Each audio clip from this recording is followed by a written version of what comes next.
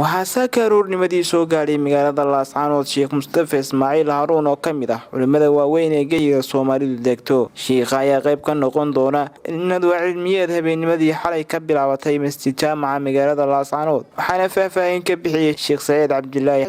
culimada runtii meelo dhaadheer nooga yimi oo maanta uu soo gaadhay Sheekh Mustafe Xaaji Ismacil Haruun iyana waa mahad celinaynaa ilaahay mahadii waxaa xalay noo bilaabatay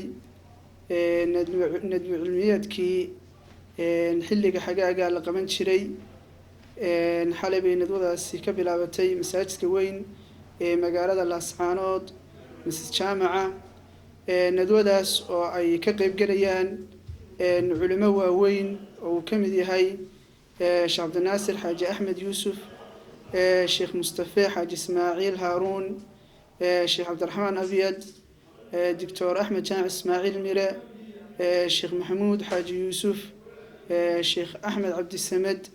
الشيخ محمود حليكة إيوه علماء كلا ندوة ذا سواق من قابل السي مؤسسة الكرم دعوة إيوه هرمرينتا أي فلون أيان أرضيدا جديدا أرضيدا كبحد المعهد كالفرقان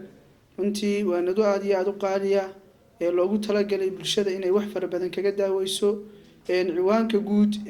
nadwadu uu yahay al-islaamu manhajul hayaa. Mawlid Ali, Star TV, Laascanood.